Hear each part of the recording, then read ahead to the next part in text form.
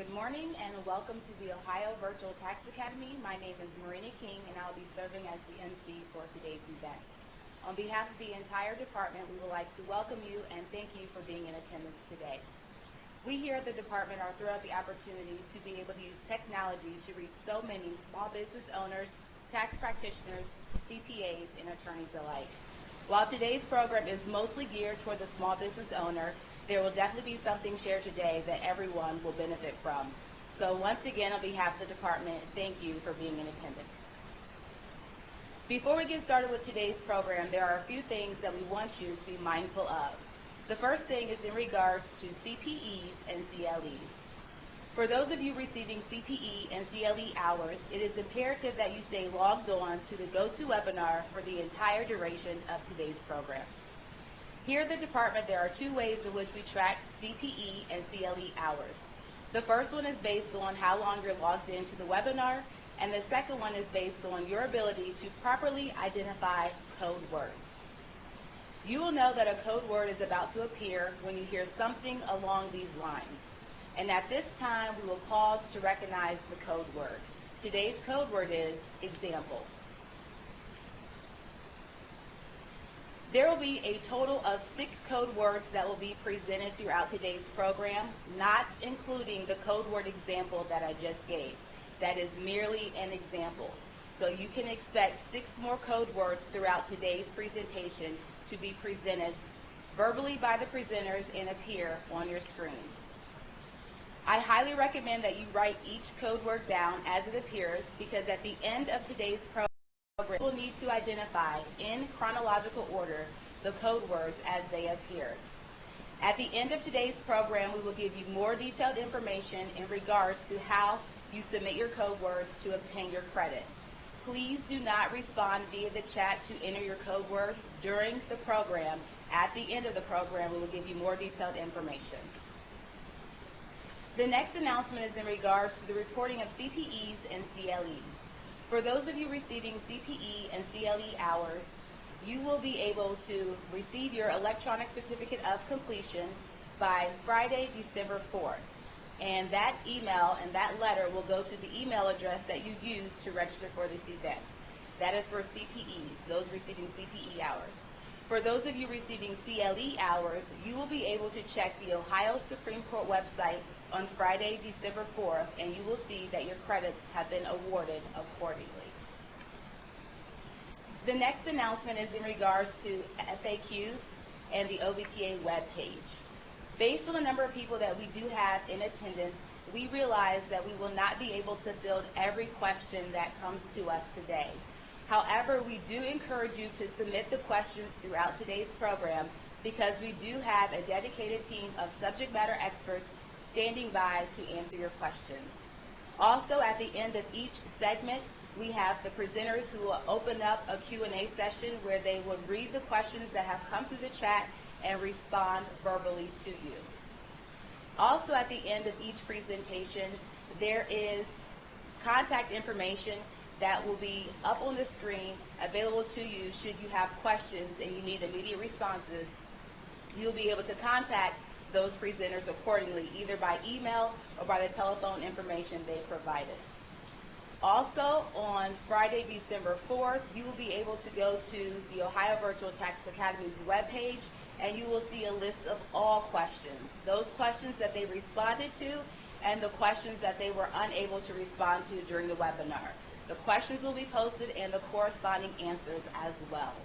So that concludes our announcements for today. Please govern yourselves accordingly. And at this time, I'm going to turn it over to the Tax Commissioner, Joe Testa, for his words of welcome. And then immediately following him, you will hear from Tequila Phillips and Dave Doolin of the Personal Income Tax Division, who will be talking about PIT and fraud updates. Thank you.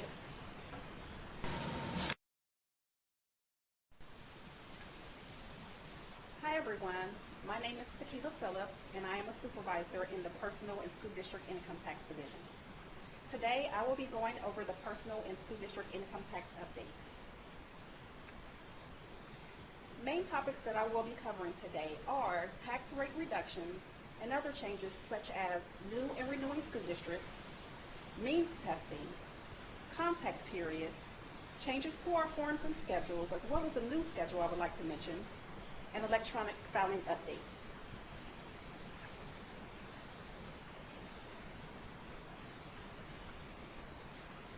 Now here, just starting off with the tax rate reductions. Now, if you can remember years ago when House Bill 66 was enacted, there was an income tax rate reduction almost every year since 2005. This resulted in a total of 21% rate reduction for those taxable years between 2005 to 2011. Then House Bill 59 passed, which reduced income tax rates by 8.5% for taxable year 2013 and another 1.5% for taxable year 2014, which resulted in a total of 10% rate reduction between those 2 years. In late June, House Bill 64 passed, which allows an additional 6.3% rate reduction for taxable year 2015. And as a result, withholding tables were updated. We notified the employers in late July, so the withholding table should have been updated this year by September 1st. Now, with this change, the employers were withholding at a higher tax rate for the first 7 to 8 months. So this may result in higher refunds for individuals who received a refund last year, or even a refund for those individuals who didn't receive an overpayment last year, or for those who had a tax liability last year, may result in a reduced tax liability for tax year 2015.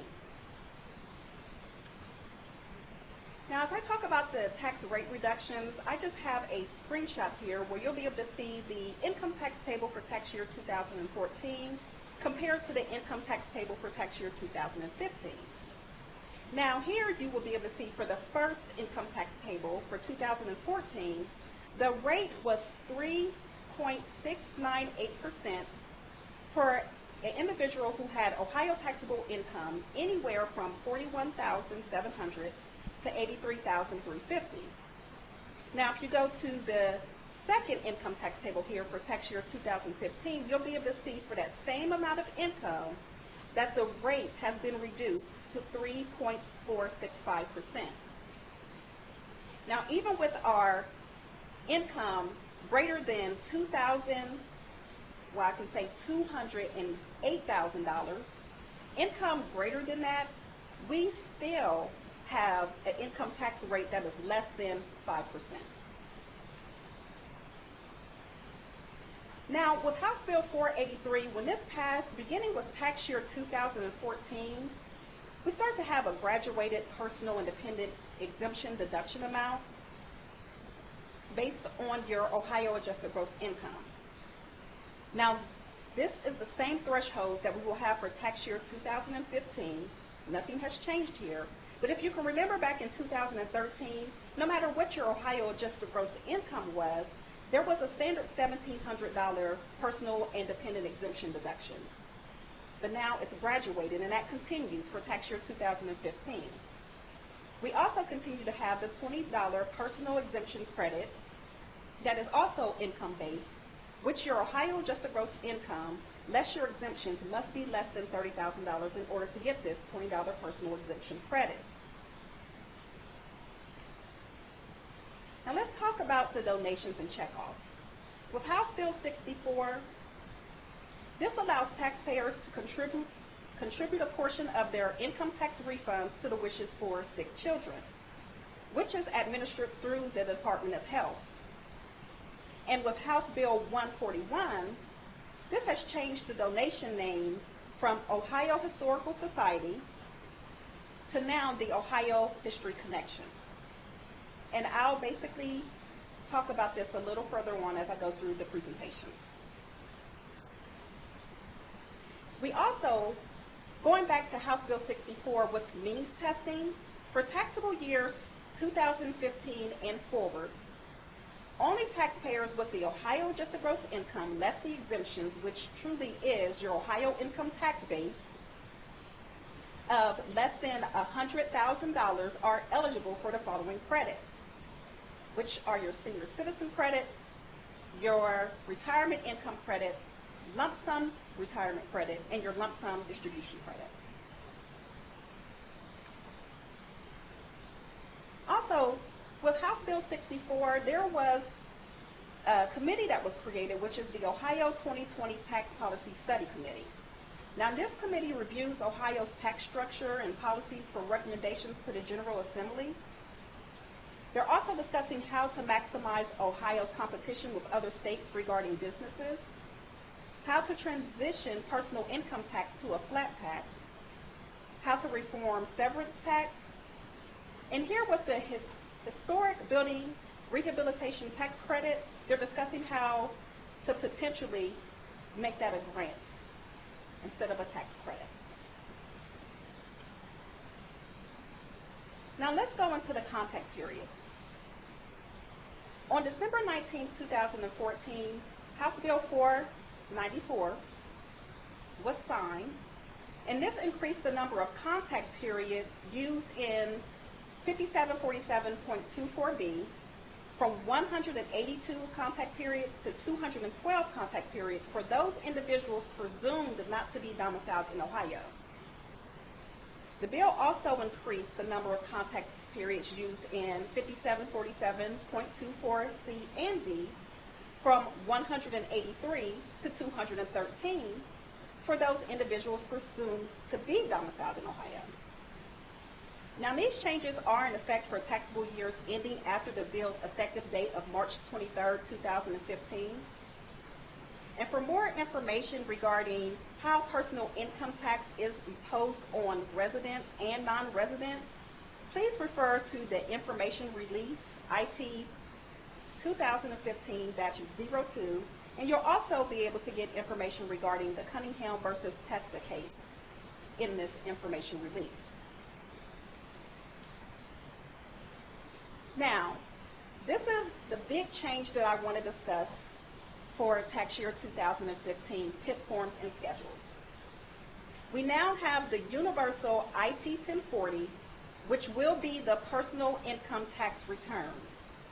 This Universal IT 1040, which further on in the presentation, I will refer to it as just the 1040 because truly it is the new 1040, but we use the word universal because we want to let you know that it now encompasses not only the 1040, but the 1040EZ and the amended IT 1040X. We also have the reasons and explanations of corrections, which previously we've always had the reasons and explanations of corrections for amended returns, but now we have a form name for it, which is ITRE. And for those paper filers out there, if you go to our website and you pull up the 40P voucher for original returns and the IT40XP voucher for amended returns, you'll be able to see now that we've encompassed the amended return with the 1040. You'll be able to see the voucher on one single page. You'll see the 40P voucher as well as the 40XP voucher on one single page separated by a dotted line. And also, I just want to let you know that electronic filing will be available for amended returns, but only if the software product that you use supports it. And I'll be able to give you information regarding whether you can tell if your software developer or software product that you use support this product. You can find this information on our website by going to tax.ohio.gov, clicking on the professional tab. Then you will click on electronic filing for preparers. There we will have a list of approved software vendors, and next to the approved software products, you will actually be able to click on the limitations link, where we'll actually provide you the limitations for what that software does not support.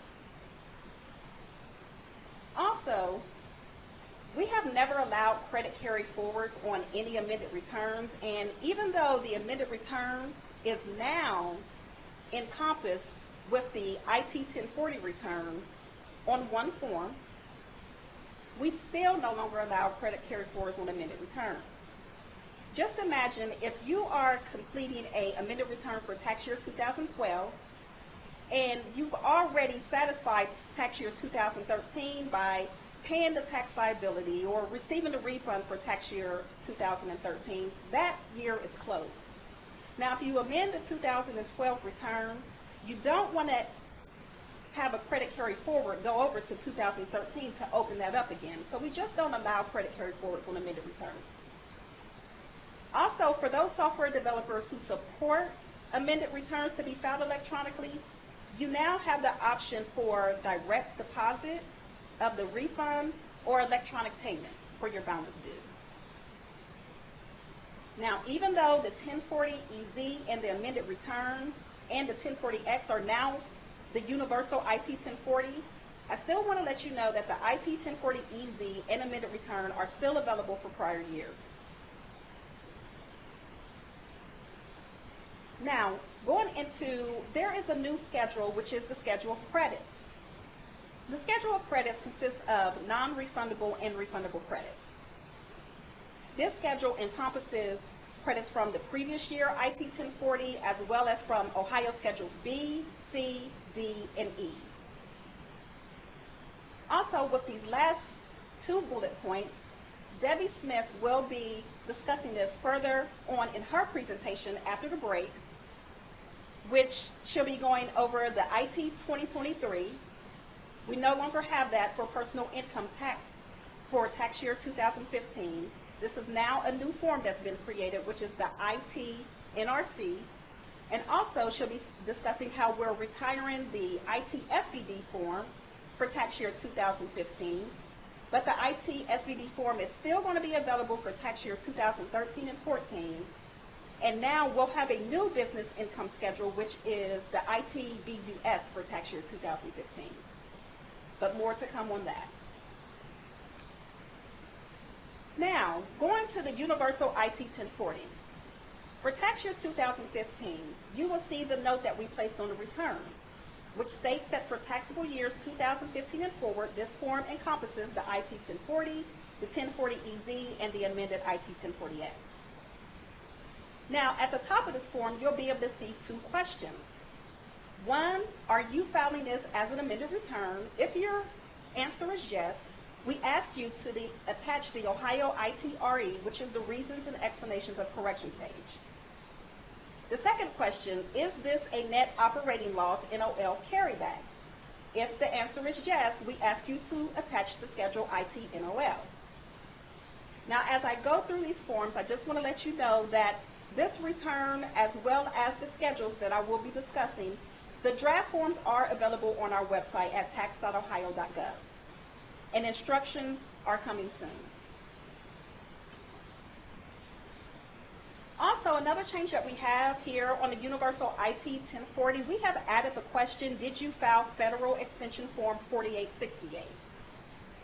Now, this question is very important for those who are filing electronically as well as by paper. But if you file a return electronically, you will be forced to answer this question, and you should be required through the software product to answer this question after the filing deadline. The filing deadline is April 18, 2016 for tax year 2015. Now, if you do not answer this question yes or no after the filing deadline, you will get a reject code and your return will be rejected, asking you to please correct and retransmit. But I'll go over more of the modernized e-file error codes further on in my presentation as well. Also, changes on the Universal IT 1040. If you can imagine last year's return, the IT 1040, line 2 were net adjustments from Schedule A.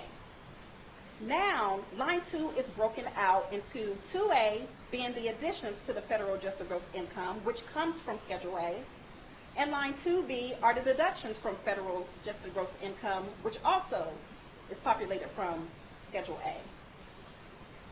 Now, line 5 is something I also wanted to point out. We now refer to line 5 on the 2015 return as the Ohio income tax base. Now, it doesn't change the definition of this line because previously we used to refer to it as the Ohio taxable income. Line 5 is still the Ohio adjusted gross income minus the exemption. So the definition of this line does not change. But now we have a taxable business income as well as a non-business taxable income that we are figuring the tax liability for. So line 5, we're just calling that the Ohio income tax base starting out. But as you reference here, this last bullet point, it says line 1, which is your federal adjusted gross income, line 3, your Ohio adjusted gross income, and line 5, which you know as your Ohio taxable income, they're still the same lines. But we just refer to line 5 as the Ohio income tax base on the 2015 return. Now, here, as I spoke about the non-business income, we have here where you would figure your tax liability for your taxable non-business income on line 8A. We also have on line 8B your business income tax liability. Now there are two different tax tables in order to figure this tax liability. If you look at line 9, we have the Ohio non-refundable grants and credits, which will be coming from our new schedule of credits. And as well, please just notice here that now that the amended return is encompassed with the IT 1040, we have lines 17 and 19 that we've added on the universal IT 1040 that states here it's for amended returns only. Now, with your software product, if you are truly completing an original return and you did not answer the question that yes, you are completing an amended return, the software product should not populate this question 17 and 19, which you won't see the number on the software product, but this is just looking at the form. It shouldn't even populate this question for you or allow you to enter an amount on these lines if it's truly an original return. The same goes for here on line 25 where it says original return only. And this is going back to discussing that we do not allow credit carry forwards on amended returns. If you are truly completing the return as an original return and not as an amended, this line should only be completed and should only be populated where you are allowed to enter an amount here on this line if it's an original return, but not an amended return. Now for line 26, we are now going over the donations. As I discussed with House Bill 141, the name of the Ohio Historical Society has now been changed to Ohio History Connection. And just pointing out here, we have the new donation line now, which is the Wishes for Sick Children, which I stated earlier is administered through the Department of Health. Now at this time, we are going to pause to recognize your code word. Your code word is universal.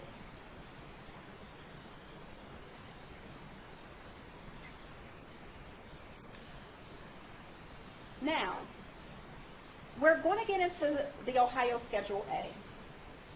The Ohio Schedule A, we have actually grouped similar lines into subset categories. Starting off here with the additions, you'll be able to see that there's a general section that starts off with the additions. But then we actually have the federal section here. And then you have your total additions, which is the amount that populates onto the 1040 that I discussed earlier, how we broke out lines 2A, and 2B. So on line 2A, the total additions will be populated from Ohio Schedule A. Over here on the next slide, we have the deductions where we also have a general section, but we still grouped similar lines in subset categories. So you'll be able to see the federal section as well as the uniform services section. You have an education section, the medical section, as well as here you'll be able to see the total deductions, which is the amount that populates on line 2B of the IT 1040. Now, looking at the schedule of credits, this is a new schedule now, which I discussed earlier, are your non-refundable and your refundable credits.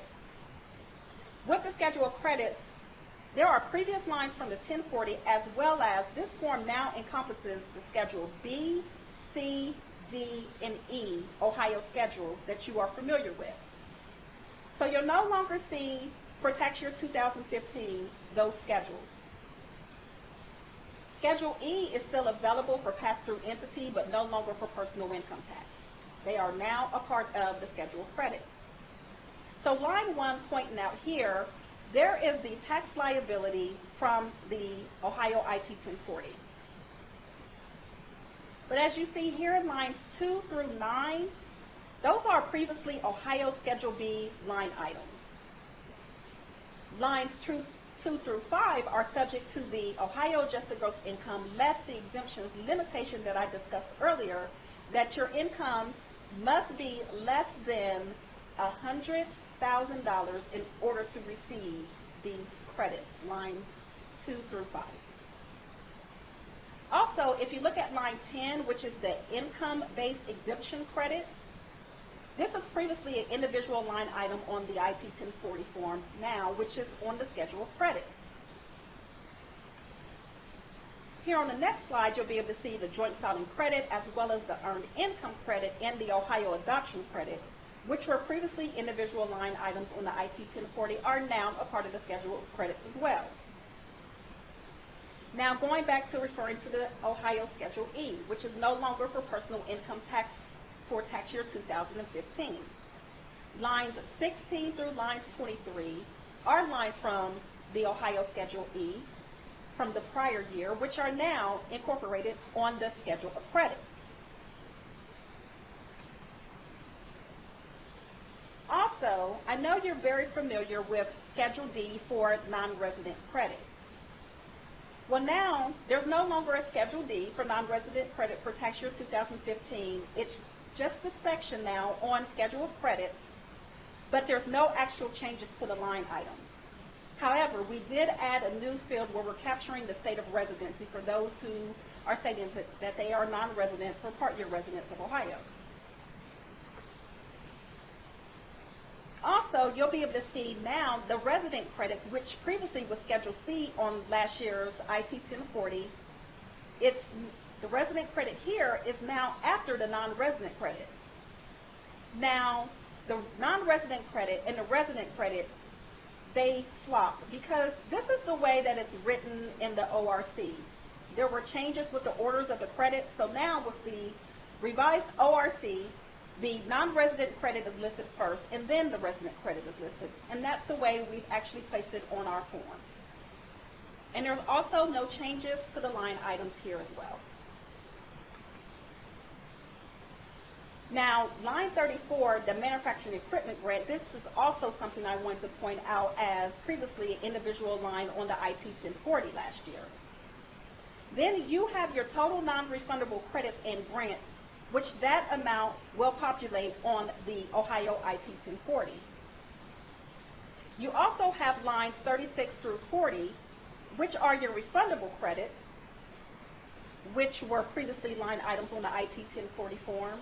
That's now in the schedule of credits. And then you have your total refundable credits that's now populated on the Ohio IT 1040 as well. Now, as I discuss about these individual schedules that we have, you will now see that the Universal IT 1040 is now only consisting of 2 pages for those paper filers. The schedules are totally independent and separate. For example, Schedule A is no longer page 3 of the return. Schedule B, C, D, which we no longer have for tax year 2015, no longer page 4 of the IT 1040.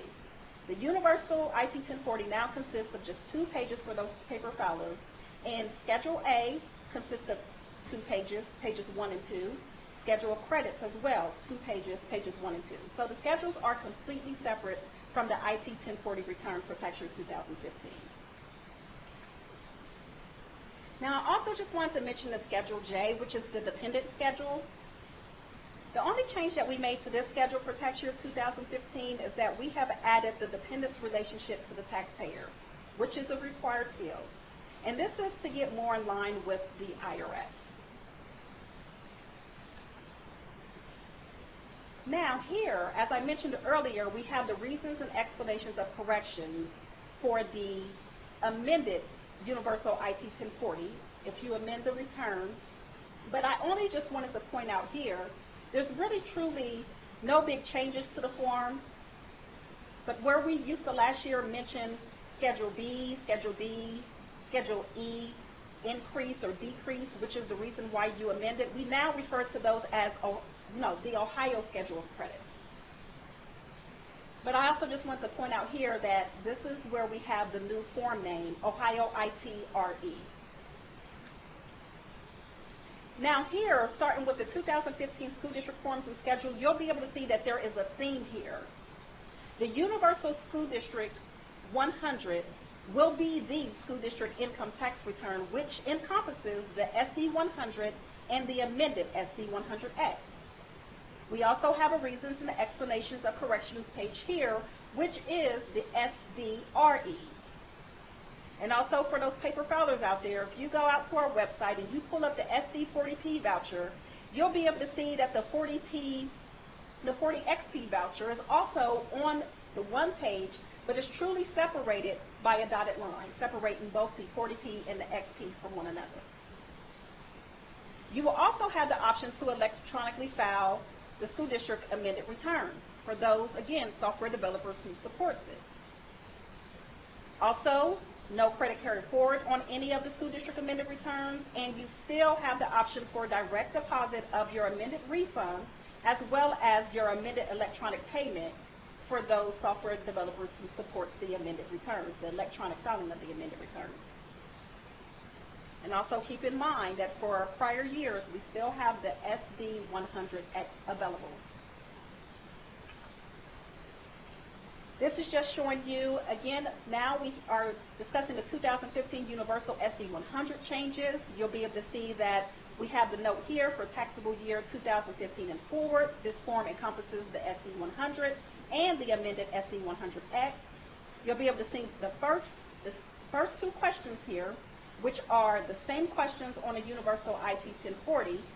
Are you filing this as an amended return? If yes, attach the SDRE, reasons and explanations of corrections page. And the second question, is this a net operating loss carryback? As I said, this is the same theme as what I just previously discussed regarding the Universal IT 1040. Now, one thing that I do definitely want to point out, you know how I discussed earlier with your income limitations in order to receive the senior citizen credit on the IT 1040, your Ohio adjusted gross income less your exemptions must be less than $100,000 to receive that credit. Well, the senior citizen credit is not subject to the same income limitation as it is on the IT 1040. So if your Ohio adjusted gross income less your exemptions is $100,000 or greater, you will be able to get that senior citizen credit on your school district return, but not on the IT 1040 return. We also have here lines 9 and 11, which were previously line items on the SD 100X that are now on the Universal SD 100. Now that the amended return for the school district, as well as the original, are now all on the Universal SD 100. Now, there's no changes to Schedule A or B for traditional or earned income calculations, so I truly did not provide a screenshot for you.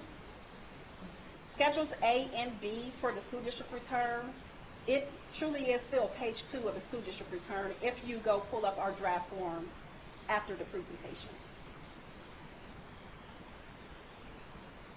Again, just showing you the reasons and explanations of corrections here, and just pointing out that we have the new form name SDRE on our form. Now, I just want to get into some school district changes for 2015 tax year filing. there will be those individuals that live in these two school districts that will be filing their first school district income tax return beginning January 2016. And as you can see, both of these school districts, Tri-County North Local School District and the Northwood Local School District, are both earned income tax-based school districts. School district changes for 2016 tax year filing, you'll be able to see that there are 3 new school districts for withholding. In this case, begins in January 2016, but the school district returns will not be filed until January 2017.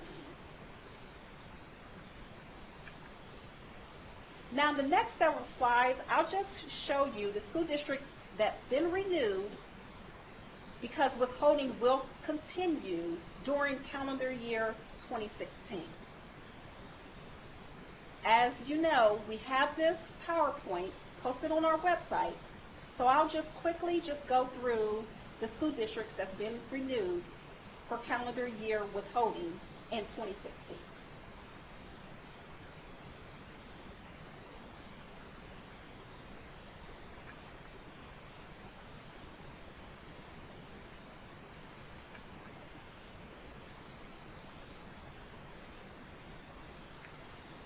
Now here we have also listed school districts renewed for calendar year 2017, where withholding will continue, school district withholding will continue for these particular school districts in calendar year 2017 as well. Now, with the November 3rd election that just took place, there were proposals of this particular school district to be renewed for calendar year 2016. Now, it appears that it has passed, but truly it does not get certified until mid-December. But I basically wanted to show you what's been proposed out of the November 3rd election, but has not been yet certified. But it appears to have passed.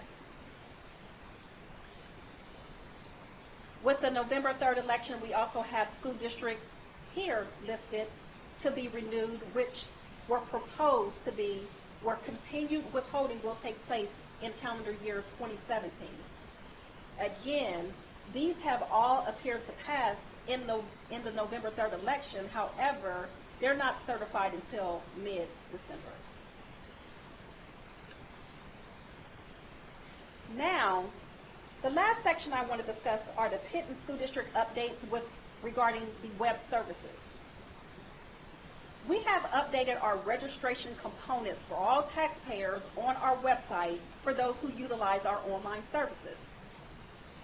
Now, to utilize our online services, you must register with your last name, your date of birth, your social security number, but there's also, for security measures, 2 additional pieces that were added in order for you to register, which I'll show you on the next slide.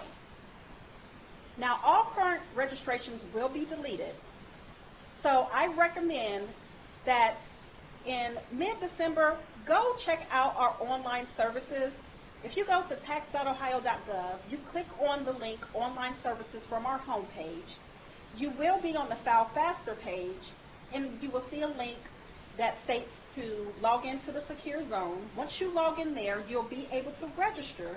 And when you go to register, I just wanted to point out that even if you truly do not plan to use our online services and file a return, or go to online services to view your transcripts or to view payments that you've made up to 61 months, also to review, you'll be able to see your tax liabilities on the dashboard if you have any outstanding tax liabilities. But if you plan not to utilize our online services, I still recommend that you and your client still register, creating a username, a password, as well as security questions to create your online presence.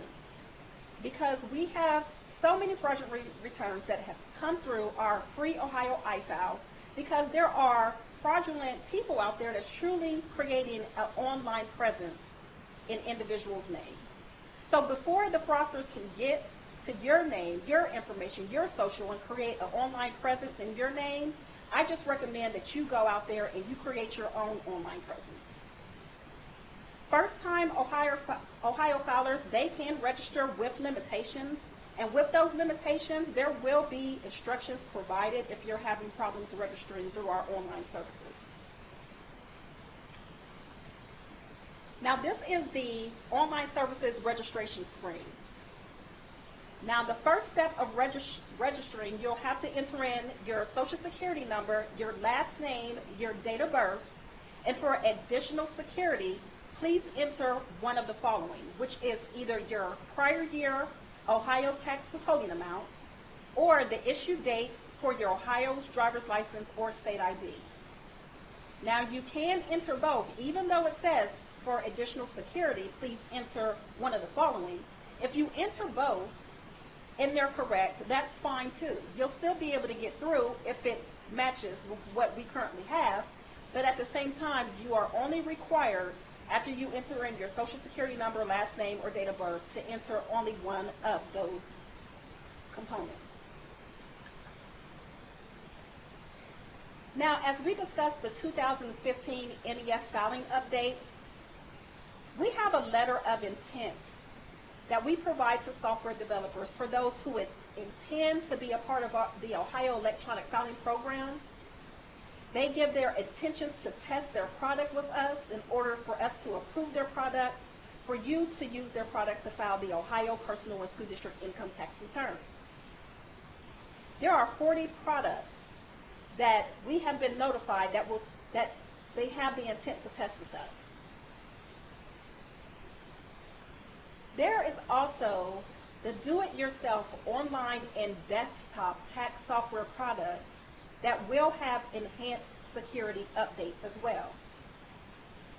This is not applicable to the professional tax software products. It is the do-it-yourself online and desktop tax software products. They will have stricter passwords and login requirements, as well as they may have additional identifying information required, such as driver's license information. And this is really more a security measure to combat fraud. Now, I just want to end this by going over a few of our new modernized e-file error codes. With the first error code that I have listed here, it states that you entered Ohio tax withholding more than once on the same W-2. Please correct and retransmit. We have had returns where if you receive a W-2 with multiple localities, there's individuals that have also entered in their state's information more than once. For those individuals, returns have basically been processed where the refund was greater than the taxpayer should receive. So now, when you submit a return electronically through your software product, if you do have multiple locality, that's fine. You can enter in your multiple localities as listed on your W-2. But if you enter the state information where you list your Ohio tax withholding more than once, that return will reject and you will receive this message to actually please correct that information and retransmit that return. The second error code we have here, you must provide at least one email address, which may include either the taxpayer or the preparer's email address on the electronic filed returns. If you do not provide either the taxpayer or the preparer's email address, again, your return will reject when you submit it, asking you to please correct and retransmit. Now this is not an option. This email address truly is required for electronic filers, but it's not a field that we have on our paper returns for those who file by paper. This last error code that I want to discuss on this slide, you are attempting to file an IT 1040 return after the filing deadline, but did not indicate if you are filing Federal Extension Form 4868. That goes back to what I discussed with you earlier. Inside your software product, you really should be required to answer this question after the filing deadline of April 18, 2016 for the tax year 2015. If you do not answer this question, if the software developer didn't program your software product to actually be required to answer this question, once your return is submitted, your return will be rejected, asking you to please correct and retransmit. Now this is going back here with the 4 error codes that I have circled here. This is going back to the income limitations that I discussed earlier, where your Ohio adjusted gross income less your exemptions must be less than $100,000 in order to receive the retirement income credit, your lump sum retirement credit, your senior citizen credit, or your lump sum distribution credit on the IT 1040 return. If your income is greater than or equal to the $100,000, your return will reject, asking you to please correct and retransmit. The last 2 error codes that I have here. Debbie will be discussing the new ITBUS schedule, which is the business income schedule. But this is an error code that I just want to bring to your attention as she discusses after our break.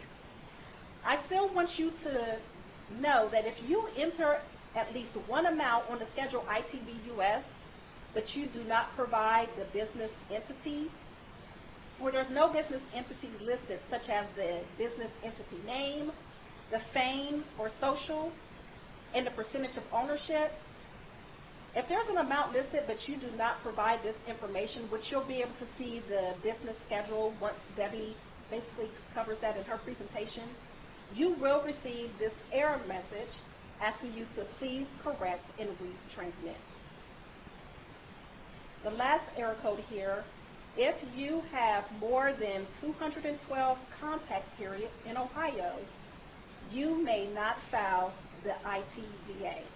This is going back to the contact periods where I basically said the 183 was increased to 213 for those individuals that are presumed to be domiciled in Ohio.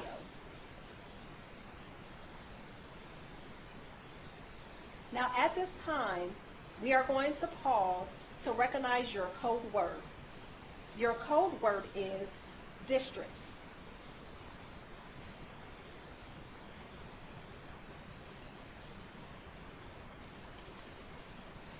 Now at this time, I'm going to introduce Dave Doolin to go over fraud updates. Thank you.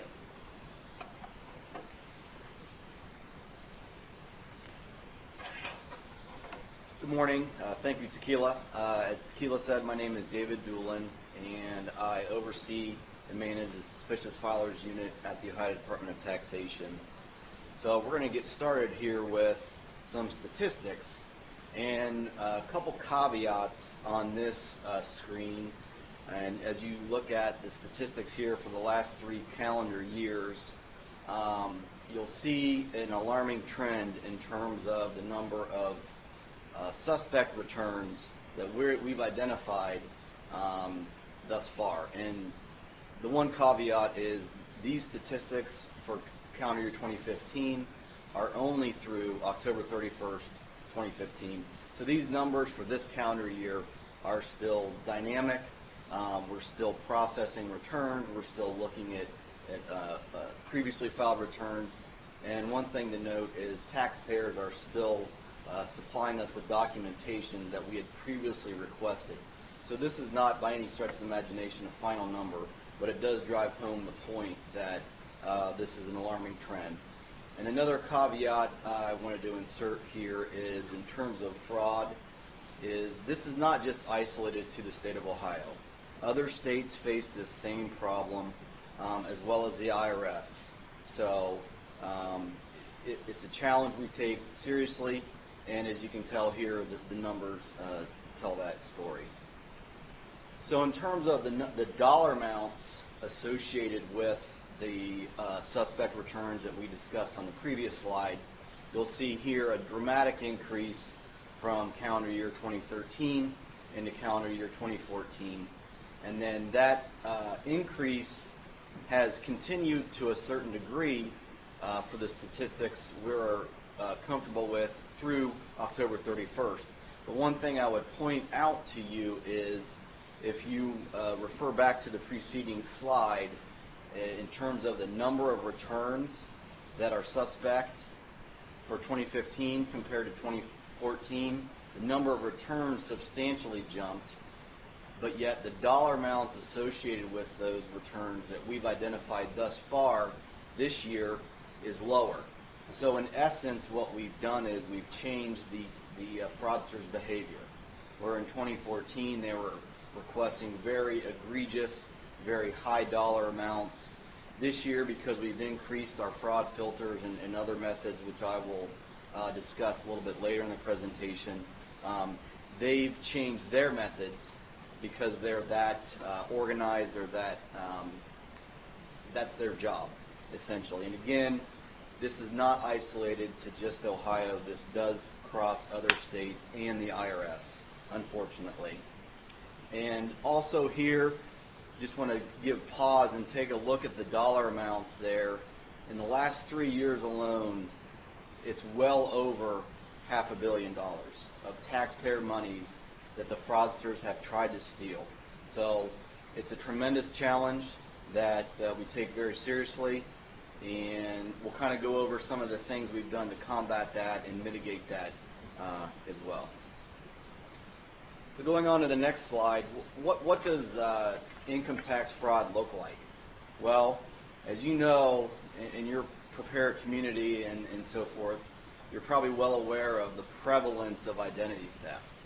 And if in what we've seen over the last several years is the fraudsters are getting better and better and better at stealing people's identities top to bottom. And what I mean by that is they know the individual's full name, they know the social security number, the accurate social security number, they know the date of birth, they know the individual's current mailing address, generally speaking, and they know a lot about that individual, depending on the level of identity theft and the level of sophistication of the fraudsters. So again, it's a tremendous challenge that we take very seriously. One newer phenomenon, however, as a kind of a component of identity theft, is preparers who have had their preparer identity stolen. And what I mean by that is a very legitimate, honest preparer who goes through all the rigorous, testing and efforts that they have to become certified for with the IRS and so forth, and they apply for their P-10 and they get their P-10 and EFIN and things of that nature. Somehow fraudsters get a hold of that data, and then they use that data on an incoming return to the IRS, other states, and Ohio. And what that does is that makes our job much more difficult in terms of discerning the honest return from the fraudulent return. So just one thing to be aware of in the preparer community is the identity theft is not strictly isolated to just individuals. The fraudsters are evolving, and they do take that business and that scheme into the paid professional arena. So just be aware of that. And one particular scheme that is very more recent that just surfaced to our knowledge this filing season is something that is commonly called account takeovers, or ATO. And essentially what that is let's say an individual taxpayer creates an online session with a do-it-yourself software service that Tequila had previously mentioned. So generally it's not a professional service, but it's a over-the-counter, do-it-yourself, online, out-of-the-box software presence where the taxpayer, the individuals file their own return. And because of a lot of hacks or data breaches, the fraudsters are able to collectively piece together an identity that is that individual person, and there are some fraudsters who have been able to infiltrate that online session. So for example, an individual starts an income tax return through the online do-it-yourself product. They enter some of the information, but then they save their return and they intend to come back to it later and finish it for whatever reason. Well, we've seen where fraudsters have actually logged into that session and quote-unquote completed their return and submitted it to the IRS, Ohio, and other states. So, in the components of that return are eerily similar to that taxpayer's history, their name, their social security number, their address, their dependents, where they work, how much money they make.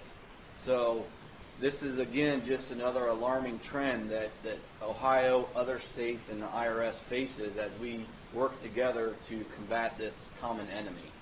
So I liken the account takeover, the ATO, to it's identity theft on steroids, because we use data analytics in our fraud toolbox to identify and sort out the good from the bad returns, and this just makes that job a lot harder when the fraudsters affect this ATO and they know where the legitimate Ohio taxpayer or other taxpayer resides, where they work, and how much money they make. And I mentioned briefly in conjunction with this topic the amount of data breaches that happen recurringly throughout the last couple years.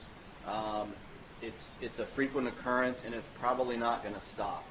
And a more current example, obviously, is this year the IRS in late May announced their GIT transcripts infiltration, where fraudsters were logging into their GIT transcripts portal and successfully getting a hold of an unlimited amount of federal data that is personally identifiable to that taxpayer, their name, their social security number, some of the data elements I've already mentioned, where they work, things of that nature. So the IRS then also, in about mid-August this summer, announced, after further analysis, additionally discovered victims, if you will, of the GIT transcripts data infiltration. All in all, the total unique social security numbers impacted by this is about 887,000 individuals, some of which are Ohioans, but most of which are non-Ohioans. So that leads me into my next little topic, in that because of this, the volume of this data breach with just the IRS GIT transcripts and the depth of it and the breadth of it, there will be most likely potential impact to Ohioans, your customers, your clients, when you go to file their 2015 income tax return next year. We have taken all 887,000 of those unique social security numbers, and we've loaded those to our data filters and our fraud filters as a further method to combat this. So there is potential for your clients to be impacted by this. And as your community probably knows, over 80% of Ohio income tax returns are filed electronically. And as you can imagine, the very vast majority of known income tax fraud is perpetuated by electronic filing methods.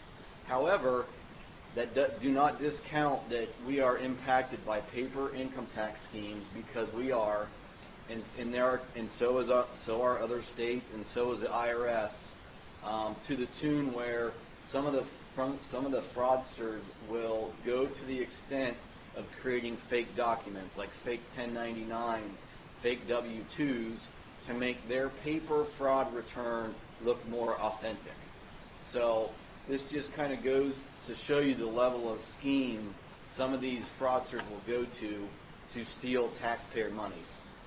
And then the last bullet point on this slide, and then before we move on, is another example of the degree to which some organized fraudsters will take to defraud others in other states, Ohio, and the IRS. What we've seen is fraudsters will create quote-unquote ghost businesses of withholding accounts so that they are active in business in the income tax processing systems to then futuristically file fraudulent Ohio returns using those FEIN and those withholding numbers. So that just goes to show you the degree of nature of the beast that we are dealing with. And as a result of the preceding slides I showed you in terms of the statistics of the increase in volume and dollar amounts, we have accordingly increased our efforts in collaborative efforts with our criminal investigations division so that we can fight them and they can investigate and hopefully bring some of these fraudsters to justice. And just two examples of these that we'll discuss today is one is an Ohio-based fraudster in Youngstown. This individual, through the efforts of our criminal investigation division, has been thankfully brought to justice. He is serving a 1-year prison sentence. Upon his release from prison, he'll have 3-year supervised release as well as the restitution owed. And then, so my point here is Ohio is not immune from the fraud originating here. However, the bulk of the income tax fraud we see and are faced with daily comes from outside the borders of Ohio. So one example here is in Miami, Florida. There's 4 individuals that had impact here in Ohio with fraud returns, but yet they were in Miami, Florida perpetuating this fraud. And because of the volume and depth of their fraud, they received 4 years in prison and also supervised release and restitution owed. So what have we done on the front end of the department to combat this is, as you're probably well aware, we've instituted in tax year 2014 the identity authentication approach, whereby if your identity was selected for a myriad of reasons, we sent you a letter, or your customers or your clients a letter, asking them to take a quiz to identify themselves and say they are who they say they are. So that was Ohio's first year at doing that. So we plan to do that again next year. However, we have listened to the constructive feedback we've received from the preparer community. We've listened to the constructive feedback we've received from the taxpayer community and state representatives and others. And we fully plan to have a better experience this upcoming filing season as we incorporate lessons learned thus far. And just one example I'll give you is the entry criteria to take a quiz has been improved. And I'm not going to go into details about that for obvious reasons, but we plan to have a better experience next year for you and your clients. And here's just one little snippet look for our new portal that'll probably be rolled into production in about a month. And it's a little bit of a slight deviation from the current login. If you were selected for the quiz and received a quiz letter, you would go to our site, hopefully, or your client would go to our site, hopefully, and self-serve, the most efficient, quickest, easiest way to continue processing your return. And quite frankly, over 85% of the people that pass the quiz take it online, and of those, 90 plus 98%, give or take, pass successfully. So here we ask you to enter some data from the letter that your customer got, your client got, but one also slight tweak or improvement to this login portal, again, that will go into production next month, is you'll see the bullet point or the radio button, selected here. It gives the user the ability to communicate with the Ohio Department of Taxation electronically from the freedom of online 24/7 that they did not file this return. So what I would ask you to do with your clients is, if they get an Ohio identity Ohio identity confirmation quiz letter from us next filing season, and they are confident they did not file this return, please stress to them to go to this portal, log in, and give us these few data elements from that letter, and then that will pass the return to us, and we will mark it as suspicious, and a seasoned, a trained agent will review it and take the appropriate steps accordingly. So please stress to your clients to do that if they think they got this letter in error. And some impacts that we expect to have both on the taxpayer side as well as the preparer side. As I mentioned earlier, we've done some lessons learned We've increased our business rules. We learn from fraudsters, just like the fraudsters learned from us. So we are constantly evolving and tweaking our business rules.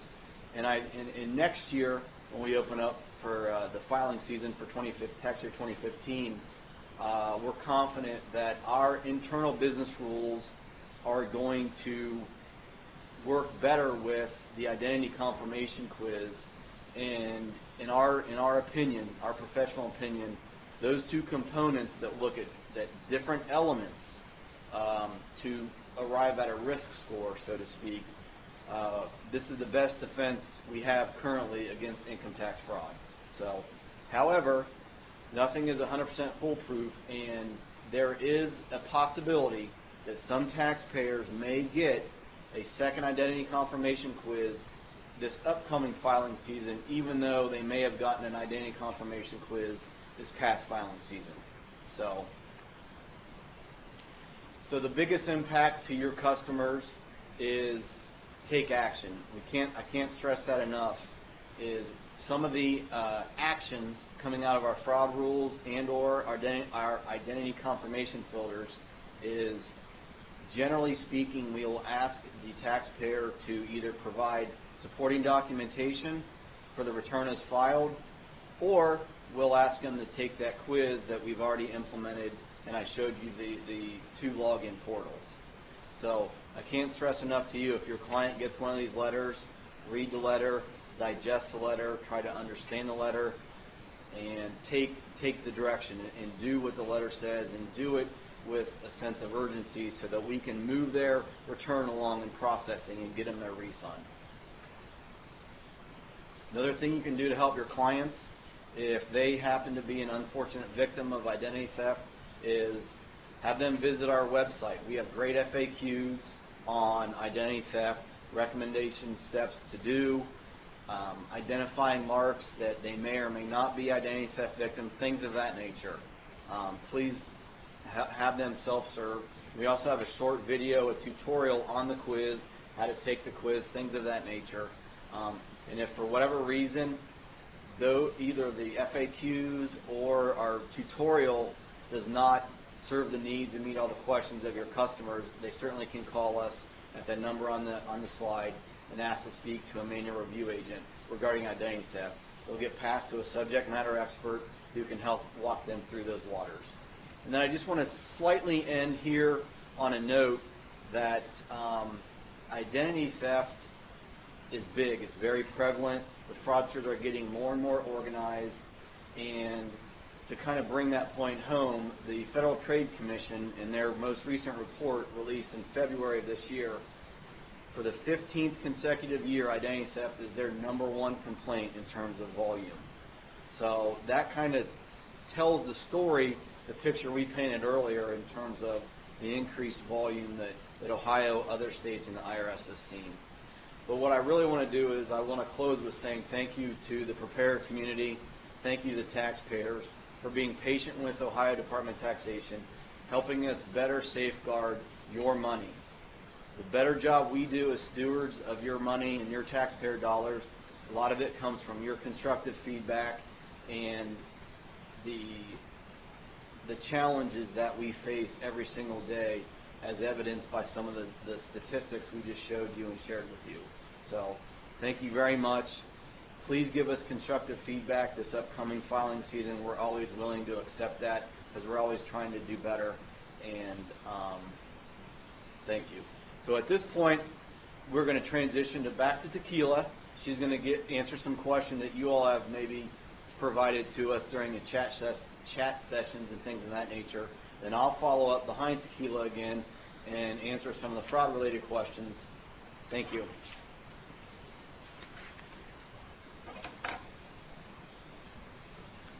Thank you, Dave. Okay, one of the questions that came through is, can you use the new form for amended returns even if the old IT 1040X is available for use? The question to that is, for taxable year 2015, the universal IT 1040, the amended option there is only available for 2015 amended returns. If you need to file a prior year amended return, you must complete the correct amended prior year return for that particular year. The second question is, if a client registered for online income tax filing last year, is it necessary to register again this year? The answer is yes. It will be a continued practice that we will continue to delete registration once a year around this time, where then you can go back into our online services registration around mid-December to register again.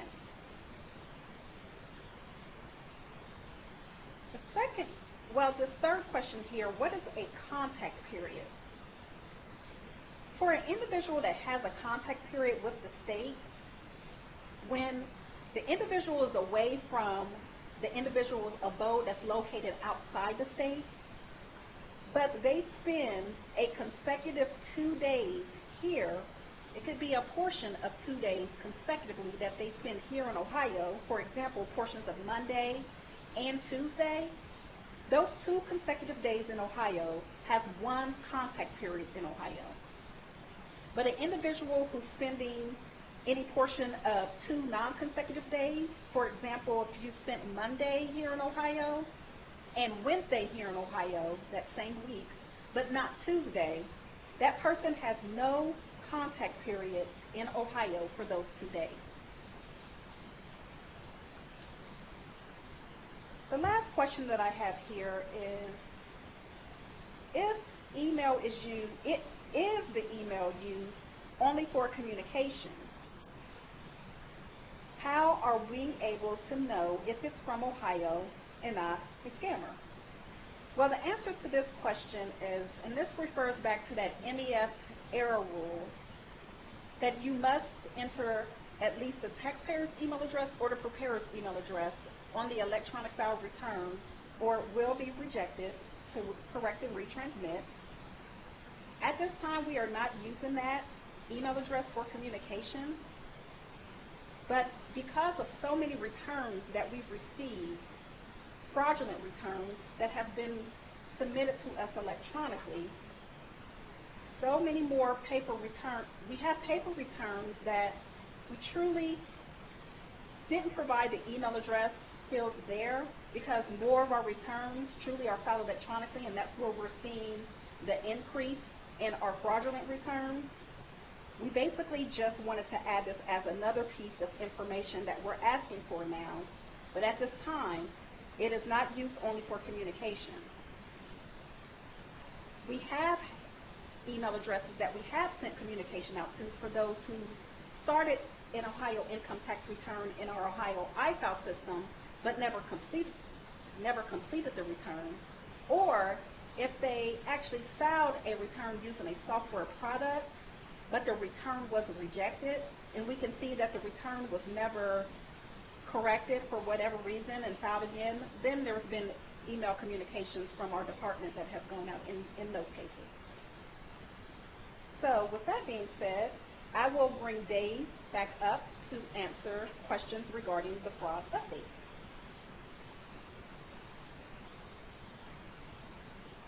Thank you again, Tequila. I got the same question Tequila did, so I'm going to expand upon it a little bit. And the question is, if email is used only for communication, how are we to know it is from Ohio and not a scammer? And that's an excellent question. We know there's a lot of online phishing scams and things of that nature. And so I will answer that by saying this. Number one, you can go to Ohio Department of Taxation's website and sign up for tax alerts. And as such, we do periodically email tax alerts depending on the tax type that you do choose. You don't have to choose all taxes.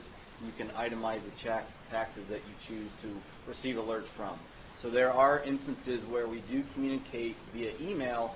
However, you as the user has gone to our website and selected to receive that tax alert knowingly.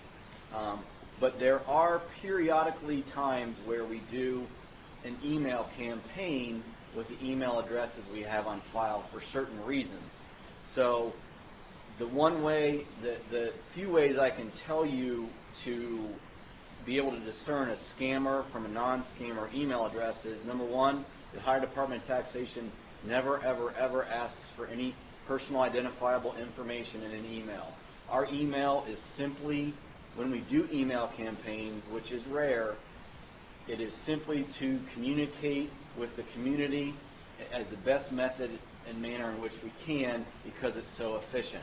It's really to communicate information that might be new, a tax rate change, things of that nature that is relevant, but again, we do not ask for any personal identifying information. And if you see an email that purports to be from the Ohio Department of Taxation that is in fact requesting confidential information, PII, do not respond to it. Do not click on any links and get rid of it. It's junk. So hopefully that I've addressed that question. Next question. It is common for the immigrant community to work under a different name and number, meaning Social Security number, or in this case, ITIN. But to fill a return with their legal name and ITIN, are these W-2s being counted as false W-2s? These W-2s are not being counted as false W-2s, provided that if selected, that individual who filed that return and provided those W-2s gives Ohio a notarized affidavit from that employer that issued the W-2. And we have a specific ITIN letter that we send out under certain circumstances, under certain criteria, that if your client does get those, again, as I pointed out at the end of my earlier presentation, read the notice, understand it, digest it, and respond accordingly. So, but to answer the question, we do not count those as false, no, unless they are truly false.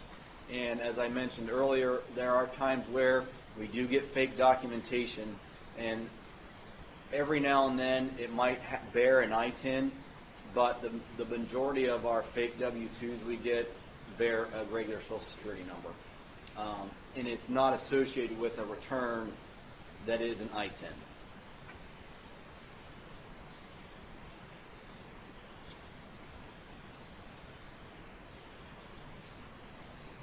Next question here, does the quiz, meaning the identity confirmation quiz that we ask some individuals to take, does that quiz have to be taken on their personal computer, or can the tax preparer take care of it for their clients?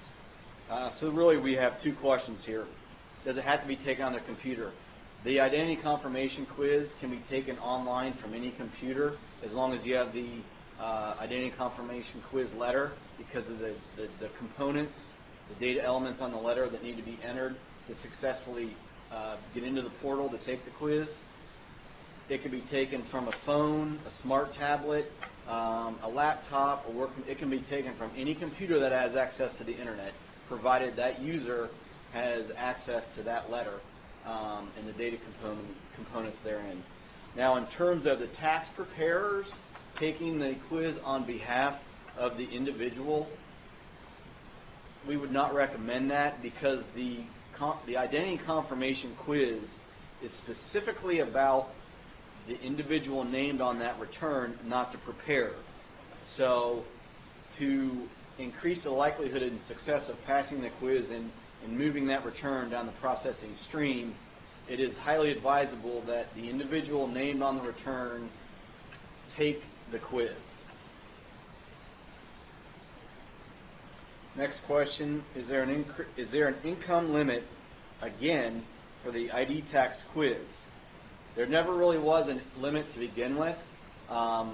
The selection for who gets a quiz versus who doesn't is a topic that clearly we're not going to expand upon, but we do have certain filters that look for certain things in conjunction with the identity piece and those data analytics to arrive at a certain risk factor, if you will, and that is the selection criteria. It has really nothing to do with the income limit. That's the end of my questions. However, I have another question.